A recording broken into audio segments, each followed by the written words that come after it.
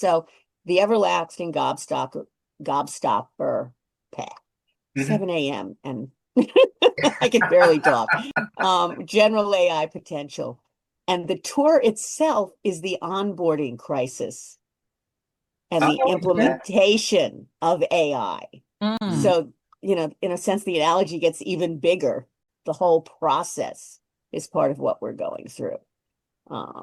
But it's really interesting to use Charlie and the Chocolate Factory as an analogy for what's going on, because it's got so many, the word Sam used, which I was thinking very early on when JC was talking. JC was talking, was archetypes. Yeah. And they're all there. It's full of They are. archetypes. Yeah, definitely. Yeah. I mean, I suppose the Oompa they're the custodians, aren't they? Yeah. Is what you're describing there. I don't know, with something that's moving as fast as AI is, if you can be proactive. Most people aren't even responsive because they don't know what just washed over them or hit them, or, what's even going on, making it very hard to be proactive. And it's also the whole concept of AI is triggering. I keep thinking of it in terms of the Industrial Revolution and the Luddites. And, so I'm like, is there a large crowd outside of the factory protesting? We just sort of didn't see, but they're implied. So, but I think it's a really cool analogy. No, it totally is. Yeah. Who thought of that, actually? I've just put my hand up again. Oh, storyteller, the narrative. The storyteller. Yeah. I think this all loops back to all of the roots of why we're actually doing all of these things, isn't it, Simon? It kind of loops back to our original conversations, and we were talking about narratives and story arcs and feeding that into design, and then that led to the AI, or the AI was part of that process. But yeah, that's interesting. Well, I have a thought. Well, if you think, go on.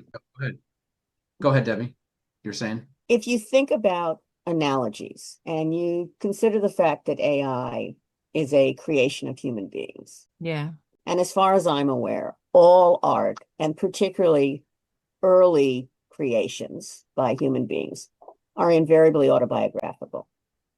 So one of the things that I talk about in my class is I say, look, AI is a incredibly brilliant, with access to almost unlimited knowledge, inexperienced, very helpful, wants to be liked, wants to give you answers, child. And I talk a lot about the difference between IQ and EQ, between knowing and wisdom, because I can't think of, AI is the perfect analogy. And, I'll say, so, somebody's got a PhD.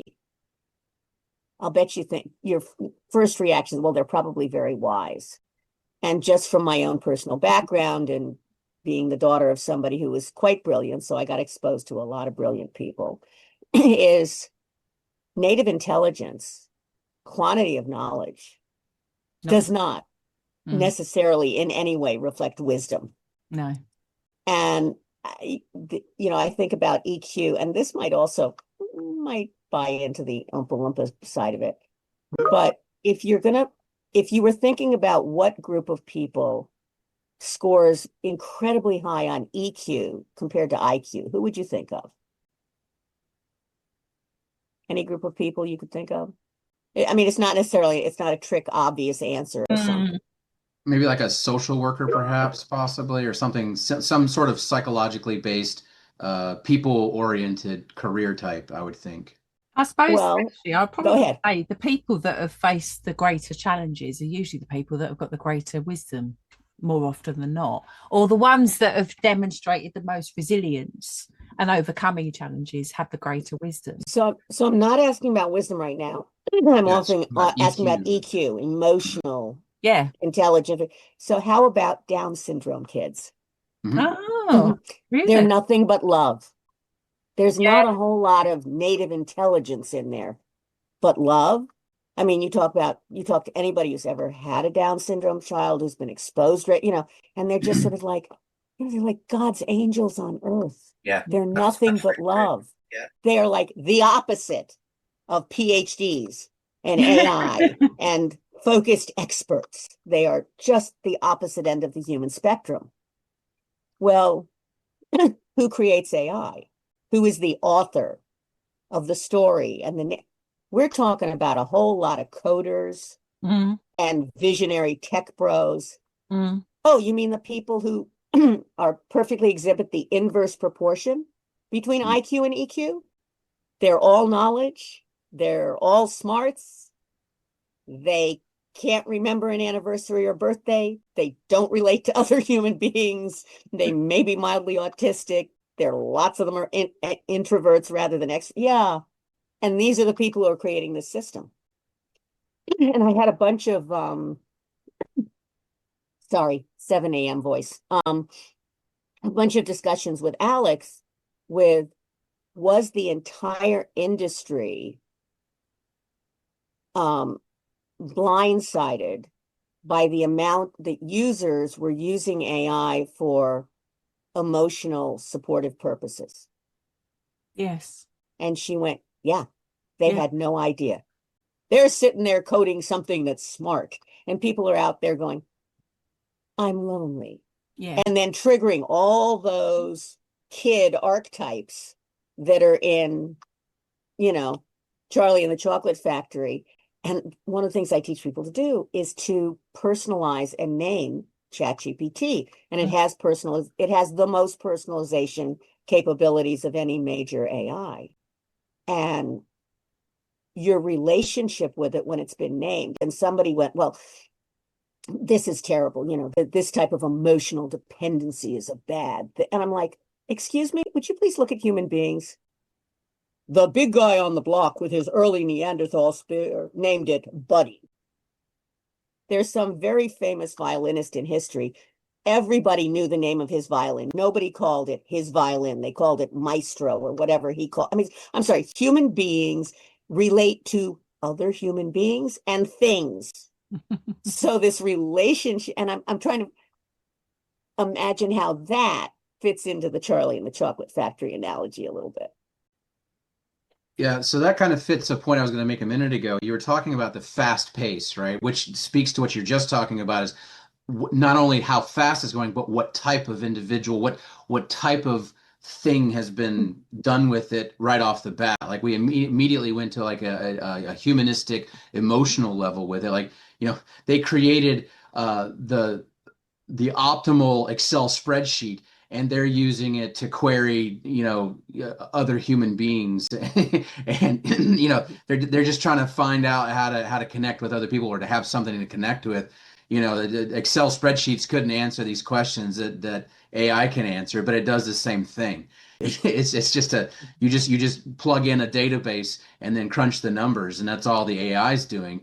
But instead of crunching a database of addresses and business statistics, they're crunching, the language of novels, and they're crunching the language of, other people who are speaking. I mean, everybody's really hip on this thing now of you have AI note takers for you in like meetings like this. Like I have Zoom, and a lot of people have the AI note takers taking a transcript, getting a really solid, and not only does it, and I've gotten emails from people who do this. I've had meetings with them in networking and stuff, and post meeting, I get an email from their AI with a synopsis. It gives me the full transcript if I want it, but then a synopsis of what we hit on and the primary areas that we touched on. I love it. I love those notes, and I love that because it's, I have to do that myself, but if I don't record it, so it's nice when other people have that feature running. I like that.